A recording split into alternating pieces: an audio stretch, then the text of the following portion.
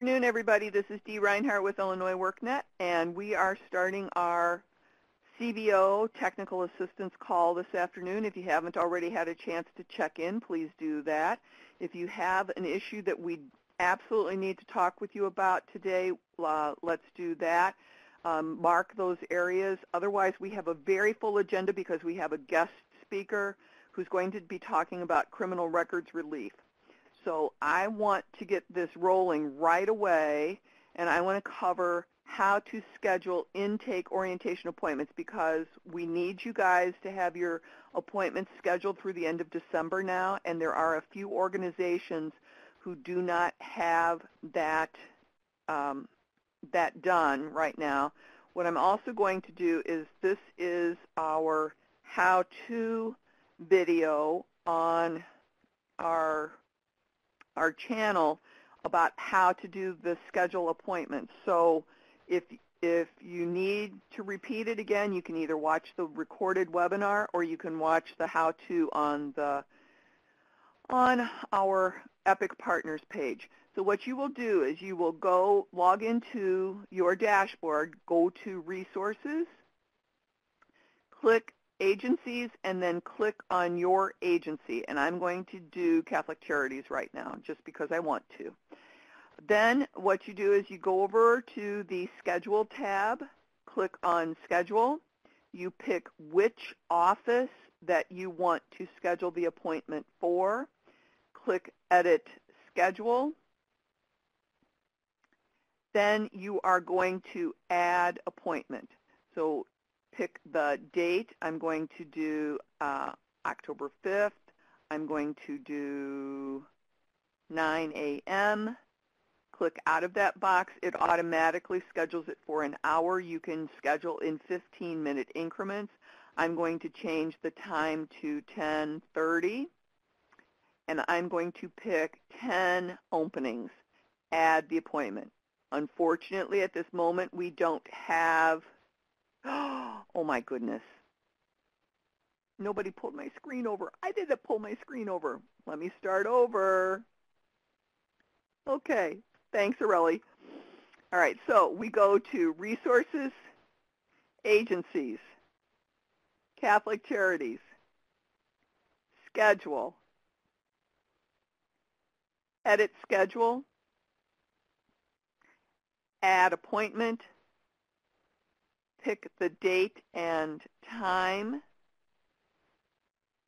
and right, as I said, we don't have recurring scheduling appointments yet, so you have to schedule in 15-minute increments. You pick how many people, add appointment. So you can do this if you're going to do once a week, a couple of times a week. It's pretty quick and easy, pretty painless. So you can get this done pretty rapidly. All right. So, sorry about the no screen share there earlier. Let's go on with our agenda. Do you need my screen for the reverse referrals, Olivia? I don't think so. I don't think I need a screen for that at all, actually. So for reverse referrals, anytime you guys are sending a reverse referral, the customer will be sent to their local DHS office, and they should be able to tell you what that is. And just so all of you guys know the kind of procedure they go through once they get there, the case manager is going to look up their case ID, and the numbers in their case ID all represent different things. It has their office number in there and different things they may be receiving. So if their case ID indicates that they are receiving TANF, that customer will not be able to qualify to apply for EPIC until they are no longer receiving TANF and their case ID is updated and changed.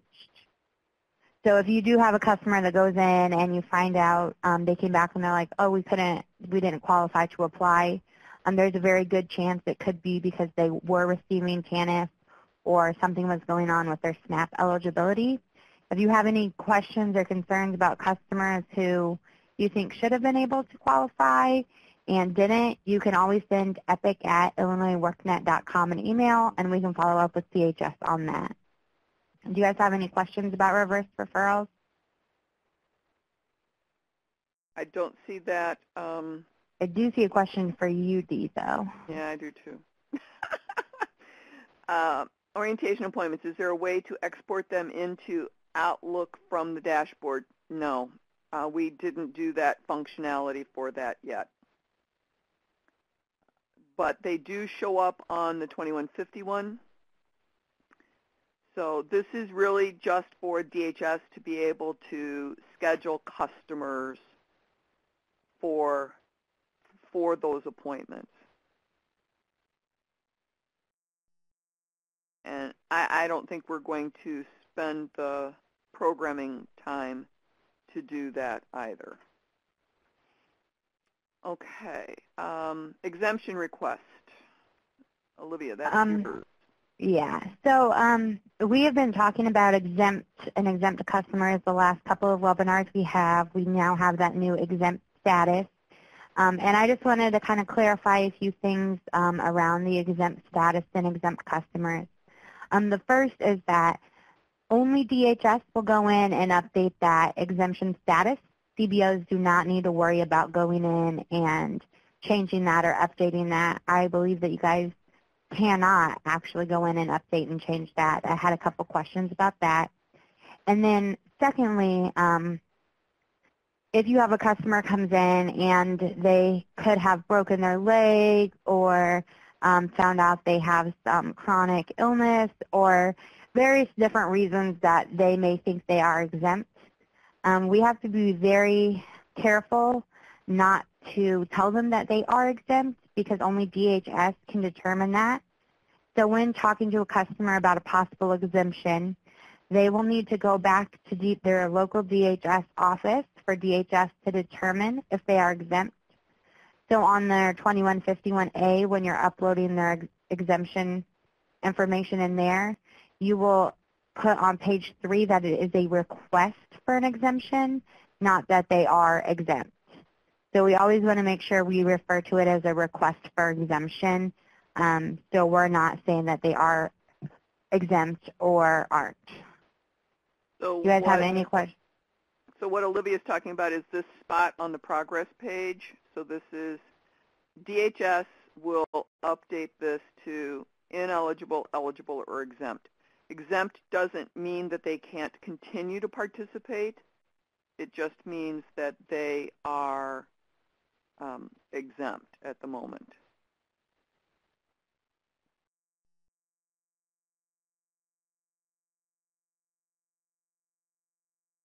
Exempt means that they're voluntary at that moment then. Yeah.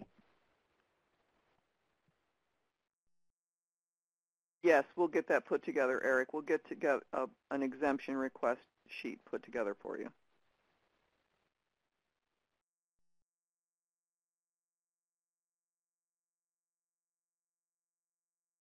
We do have, I can put one in the downloads. We have a exemption document and how to handle those customers here, I will put it in the chat pod. Is it in the Epic Partners Resource Guide? Yeah.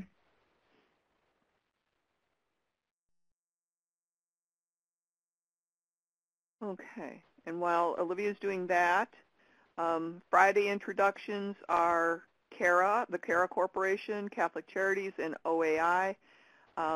If Raman Burton is on the call, if you can go up in the upper right-hand corner of the chat pod and click on the down arrow and start a chat with presenters, then put the phone number that you're going to be dialing in from on Friday so that I can add that to my list. Otherwise, I've got everybody else.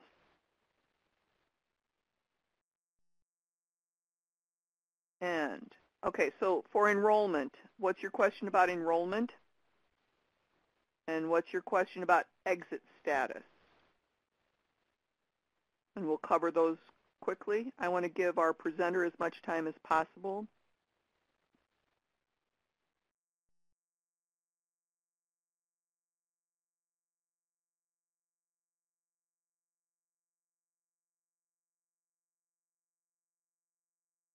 after they have completed their training, let me pull my screen back over. So when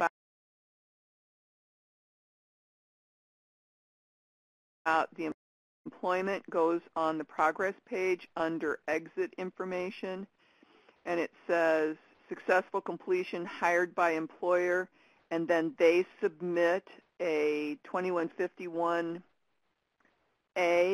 that has that information in it. They can add the employer information here by the green button, which will give them all of that information, how they're getting paid, all of that good kind of stuff there. So then they can fill that out there. Does that answer your question, Lisa?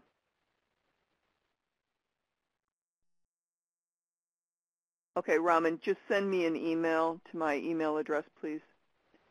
Eric asks, we have a gentleman who missed the initial appointment. We have made 3 attempts. Whoops, it just moved. We have made 3 attempts to contact him to follow up. Do we just leave him in no contact status indefinitely? Or when do we post additional information or exit him? If they never, ever showed up for the initial appointment, you need to upload the 2151 indicating that they were a no-show, and DHS will start the conciliation process with them. That is a different process, and I am working on updating the flow chart. Lisa, I don't know that we've got anybody exited that went to an employer yet. You're a voluntary county. You still have to submit the 2151 saying that they did not attend. And then DHS plus you need to try to get that first appointment scheduled. Mary Beth says, are we able to use participants' names in internal emails? You mean between your office? Between you and another staff person in your office? Olivia is saying, no, we must use ID number, and that's for privacy. If you're talking to me on the phone, it's okay to use their number. If you're texting me something, that's okay. But emails can be hacked, so we don't want that to happen.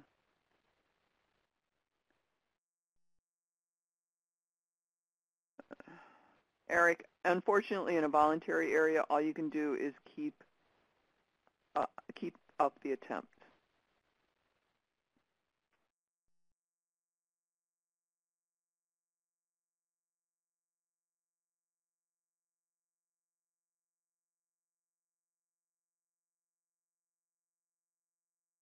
Okay, and we'll wait for Eric to finish his.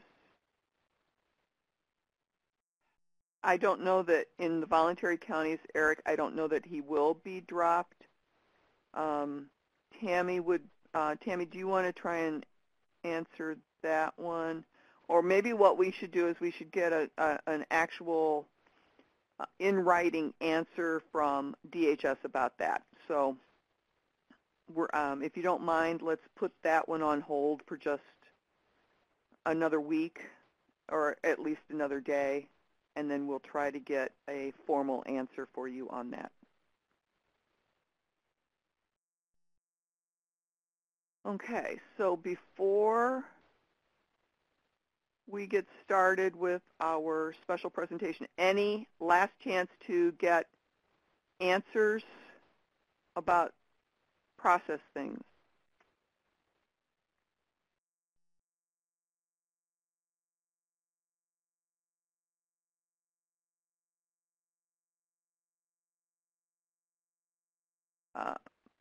By process, I mean anything that's on our checklist there. So Megan, if you want to type your question in quickly. I tried to call you, but you were at lunch.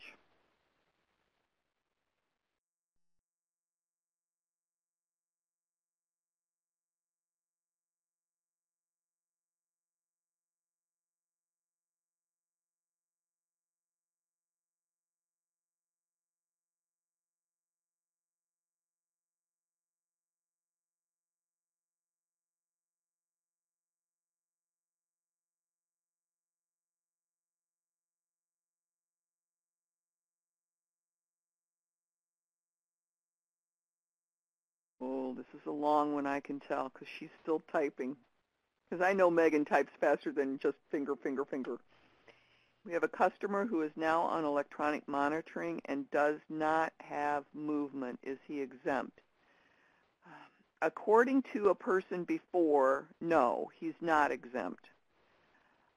But what you can do is with the working with the parole officer, I believe, they may be able to allow him to come to your facility for training and then back to his house. So you'll have to speak with his parole officer. Oh, and it looks like a couple people are typing answers.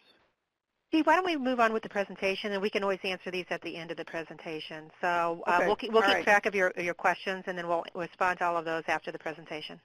Okay, I'm going to break the recording right now so that we have just the presentation on a special recording here. So give me just a moment.